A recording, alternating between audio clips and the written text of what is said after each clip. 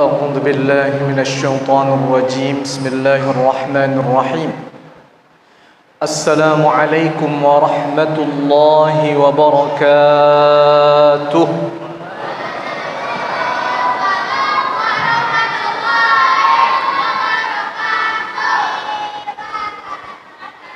الحمد لله والصلاة والسلام على رسول الله وعلى آله وصحبه ومن والاه أشهد أن لا إله إلا الله وحده لا شريك له وأشهد أن محمدا عبده ورسوله صلى الله عليه وسلم لا نبي بعده أما بعد.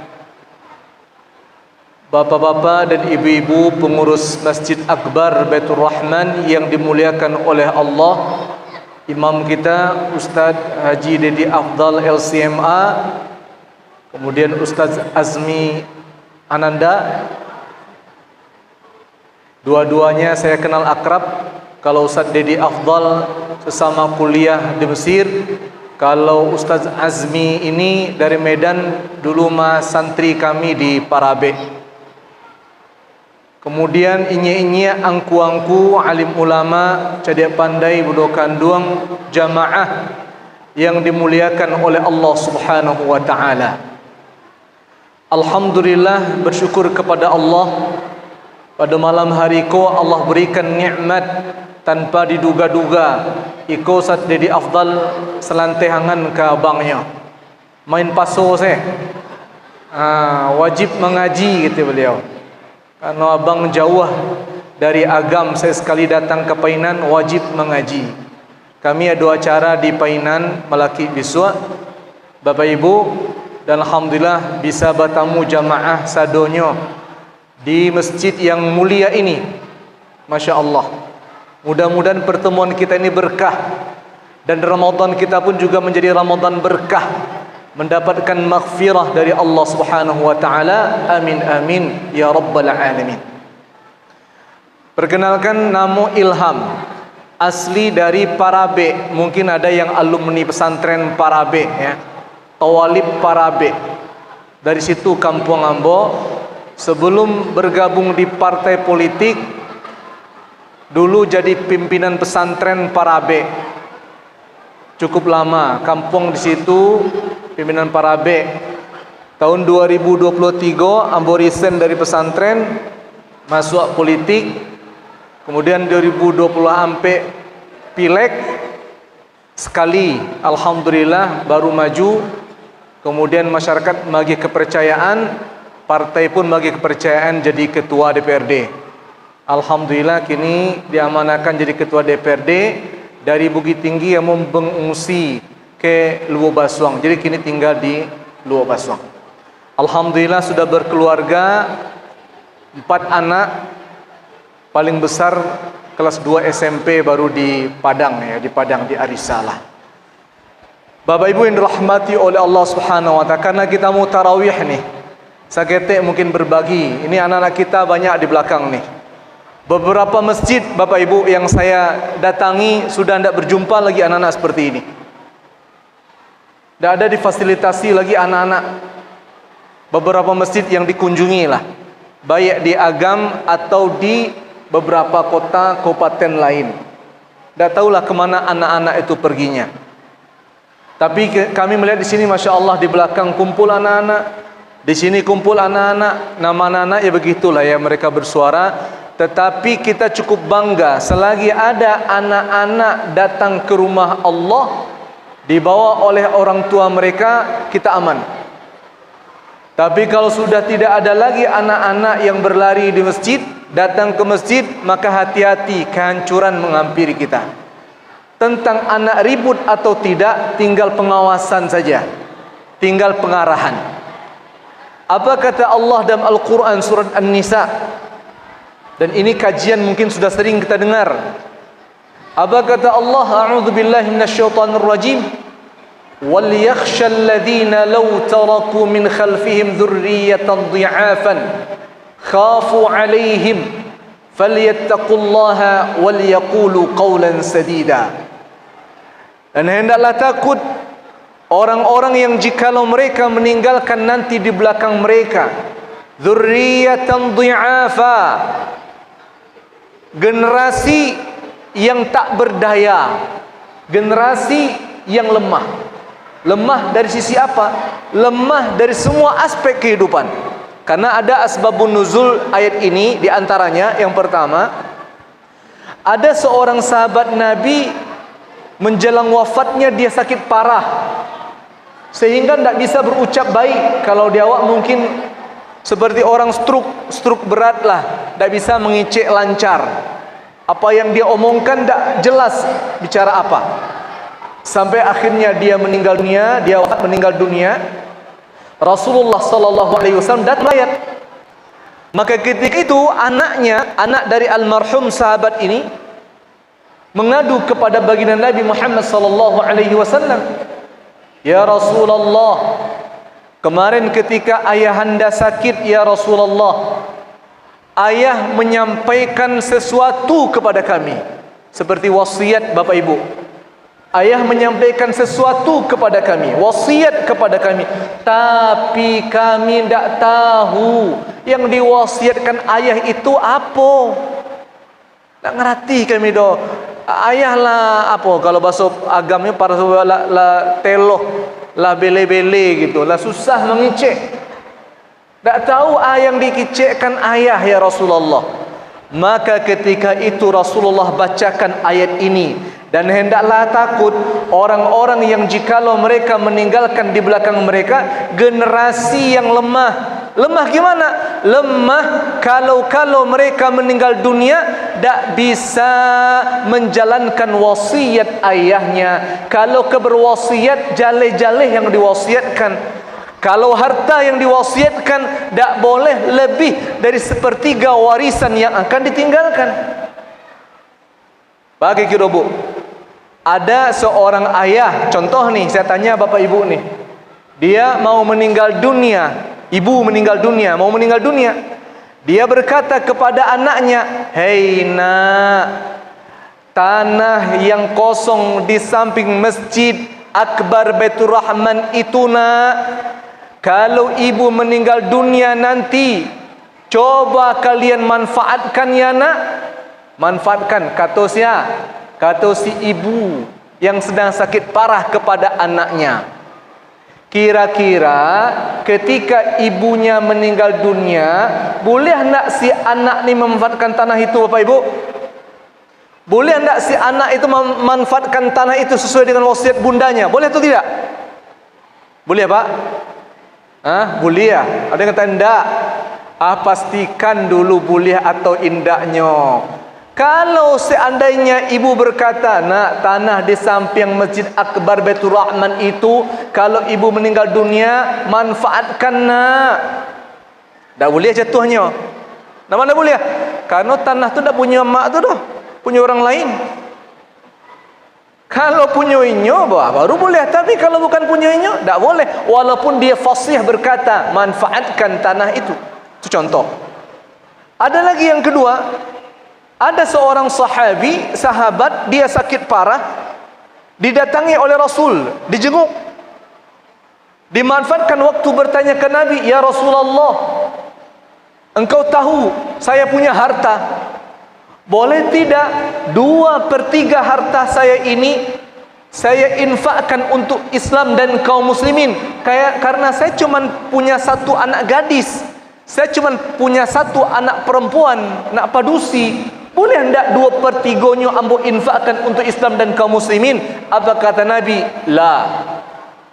Separuhnya bagaimana Nabi? Separuhnya. Boleh hendak saya infakkan separuhnya ya Rasulullah? Apa kata Nabi? La. Kalau begitu ya Rasulullah, 1/4-nya boleh hendak saya infakkan untuk Islam dan kaum muslimin? Kata Rasulullah SAW, la. Kemudian dia bertanya, "Thuluth ya Rasulullah, 1/3 boleh hendak saya infakkan untuk Islam dan kaum muslimin? Karena saya cuma punya satu anak perempuan." Apa kata Rasulullah menjawab? Untuk momen ini Pak, bukan Rasulullah mengatakan pelit, dah. untuk momen ini Rasulullah mengatakan sepertiga itu pun masih banyak. Maka Rasulullah SAW membacakan firman Allah, wal yakhshal ladzina law taraku min khalfihim dzurriyyatan dhi'afa, dan hendaklah takut orang-orang yang jikalau mereka meninggalkan di belakang mereka nanti generasi yang lemah. Lemah apanya? Lemah secara finansial. Dan ini ayat ke-9 surat An-Nisa dijadikan sebagai sumber hukum, dijadikan sebagai dalil terlarangnya ayah, terlarangnya bunda menganggur. Apa supaya menganggur? Ndak karajo. Ndak boleh ndak karajo. Harus bekerja. Masalah dapat banyak atau sedikit Allah yang tetapkan. Tapi ndak boleh kita nganggur. Saya santai di rumah, mau tauta, ngopi di lapau, kemudian tibolos sanjo, itu setiap hari. Oh, ndak boleh. Ini ayat dalilnya ini. Mesti bekerja. Jangan sampai ketika kita meninggal dunia ndak ada warisan yang ditinggalkan sebagai penyambung hidup buat anak-anak kita. Masya Allah. Ini Islam Bapak Ibu. Islam ini sangat memuliakan calon-calon generasi pelanjut kita ini. Kalau kita ini dah 40 usia, 50 usia, 60 usia, bahkan ada yang sudah 80 usia, tinggal nunggu waktu. Penerus kita tuh mereka nanti. Apakah kita mau pelanjut kita yang akan melanjutkan estafet kita, kehidupan kita, orang-orang yang tak berdaya, tak ngerti agama, tak pandai baca Al-Quran, tak pandai sembahyang, tak bisa puasa, tak ngerti agama? Tentu kita tak mau, karena itu sumber bencana. Orang kalau jauh dari agama Allah, negeri kalau jauh dari agama Allah, gampang musibah menghampiri, gampang bencana datang. Maka itu tugas kita. Masalah nanti anak kita dapat hidayah atau tidak, serahkan kepada Allah. Karena Allah tidak tanya itu. Yang Allah tanya, apa yang engkau kerjakan buat anakmu. Makanya Nabi-Nabi Allah, Rasul-Rasul Allah, semua mereka berdoa kepada Allah, Rabbi habli minas salihin. Ya Allah, berkahi kepadaku anak keturunan yang saleh. Nabi Nuh ada anaknya yang tangka. Ya, Nabi Ishak ada anaknya yang mada. Ya kan? Kan begitu. Padahal dia nabi. Apakah kita menghukumi nabi secalik Tuhan gitu? Tak bisa begitu kita. Karena yang Allah nilai bukan itunya, yang Allah nilai adalah kerja kita, ikhtiar kita. Apalagi kita tahu persoalan kita hari ini cukup berat tentang generasi pelanjut. Kalau mau cari generasi, generasi yang terbaik. Kalau bahasa Al-Qur'annya generasi Rabbani. Ya memang susah mencarinya, sulit mencarinya Bapak Ibu. Ada yang mensurvei, saya kemarin ikut bimbingan teknis ya, ada yang mensurvei sekian puluh juta jumlah kaum muslimin di Indonesia. Kan sekian puluh juta jumlah kita ini, mungkin lebih 100 juta mungkin jumlah kaum muslimin di Indonesia. Itu yang konsisten dengan salat hanya 12% saja. Bayangkan tuh. Yang komitmen, konsisten, istiqamah dengan salat hanya 12%. Kita tunggulah survei terbaru mereka 2025 nih. Lagi berubah enggak atau tidak? Lagi berubah atau tidak? Kita harapannya itu berubah, tambah banyak. Kalau bisa 50% rakyat Indonesia yang beragama Islam konsisten dengan salatnya. PR kita kan Pak. Dulu kata Raja Louis ke-9 ketika tentara mereka berperang melawan kaum muslimin di Palestina dalam perang salib, Raja Louis ini pernah berkata, kalau kalian menghadapi kaum muslimin dengan persenjataan yang kalian miliki itu, tidak akan pernah menang kalian tuh. Tidak akan pernah menang itu. Tetapi kalau kalian menghadapi mereka dengan ayat suci mereka, maka sabantase engkau akan memenangi pertempuran itu. Apa maksudnya Pak? Apa maksudnya memerangi kita dengan kitab suci kita? Maksudnya dijauhkannya kita dari Al-Quran, petunjuk hidup. Dijauhkannya kita dari ini. Kami dulu ingat ya, ada namanya Mu'jam al-Manfahras li Sunnah an-Nabawiyah. Ada kamus hadis. Kamus hadis Nabi, Pak. 5 orang pengarang kamus hadis itu, 4 orang-orang sekuler, orang-orang liberal dari negeri Belanda. 1 Muhammad Fuad Abdul Baqi Muslim. Walaupun awalnya Muhammad Fuad Abdul Baqi ini informasinya ikut mereka juga. Mode itu hebatnya orang dulu, dibuatnya kamus hadis Nabi. Orang Islam belum terfikir itu buat kamus tuh. Tapi karena niat mereka nakal, niat mereka jahat untuk mencampur adukkan, memputar balikkan hadis-hadis Nabi, Allah Maha Kuasa, Allah selamatkan. Terselamatkanlah kamus itu dan sekarang dipegang oleh kaum muslimin. Kalau bapak ibu atau mungkin ada anaknya dari pesantren punya kamus hadis, cari namanya Mu'jam al-Mafahras li Sunnah an-Nabawiyah. Di luar itu, di halaman luarnya masih tertulis nama orang Belanda tuh. Mau diturang Pak, biar tidak dikatakan plagiat, biar tidak dikatakan contek-contek. Nama pengarangnya masih ditulis di depan itu sampai kini. Itulah yang mereka. Jadi cara mereka mengalahkan kita gimana? Dikalahkan kita dengan cara dijauhkan anak-anak kita dari kitab suci, dipertontonkan hal-hal yang tidak berguna. Ditambah secara internal kita kaum muslimin, anak-anak kita ni sudah mulai tergerus rasa keagamaan mereka. Enak. Kalau dulu mungkin tawuran tu sampai Jakarta saja.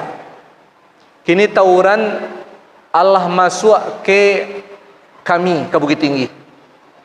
Nah, kalau di Padang kan lah tren loh kini nak, Padang lah. Mudah-mudahan painan yang dapat terjadi, Pak. Kami baru masuk, mulai Pak. Ada grup WA-nya ternyata. Sama juga grup WA-nya orang penyakit kok penyakit LGBT. Tuh Ada grup WA-nya ternyata grup WA orang-orang yang hobi tawuran-tawuran kok. Ya Allah. Ketika ditanya oleh Pak Pol, ditanya oleh Pak Polisi, tanya oleh Pak Satpol PP, jawabannya hanya seketik saja. Kadang-kadang Pak itu saja. Ini mencelian baga. Ya Allah ya Rabbi. Itu yang kita khawatirkan. Lah suri. Apa kata orang di Komisi Perlindungan Anak ya dan Perempuan tuh, KPAI itu Pak. Komisi Perlindungan Anak itu mengatakan setiap tahunnya itu lebih dari 4.000 pelapor kasus kekerasan yang terjadi pada anak. 4.000 Pak setahun se-Indonesia, dan itu yang melapor. Yang tidak melapor mungkin lebih banyak dari itu,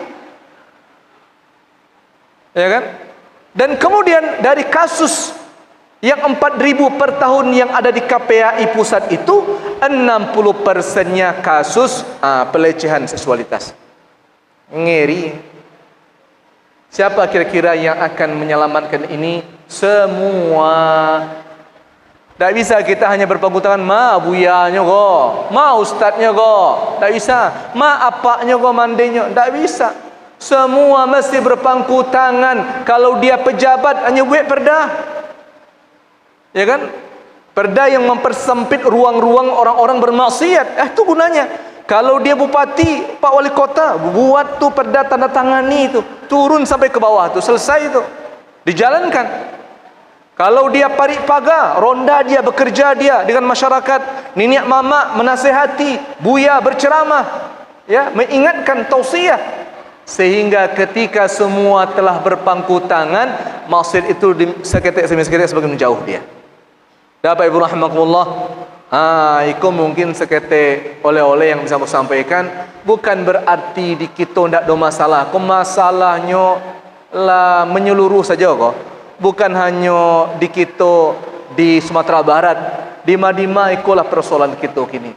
Tapi minimal Pak nan diawak bisa wak kakok, yang diawak bisa wak paci are-are, sehingga terpelihara mereka sesuai dengan apa yang kita dambakan, menjadi generasi pelanjut yang soleh dan solehah. Tak mesti sadonya pergi ke Mesir kuliah, tak. Boleh kuliah ke Unan, boleh ke Jakarta, boleh. tapi dia ngerti agama, faham dia agama. Itu modal utama kita. Baik Bapak Ibu rahimakumullah, terima kasih banyak karena kita mau tarawih. Terima kasih banyak Pak Buya, Pak Ji atas undangannya. Mudah-mudahan berkah dan mudah-mudahan kita bisa bertemu balik di lain kesempatan. Mohon doakan ambo semoga bisa istiqamah dengan amanah ko. Amin amin ya rabbal alamin. Jazakumullah khairan katsiran wa barakallahu fikum. Wassalamualaikum warahmatullahi wabarakatuh.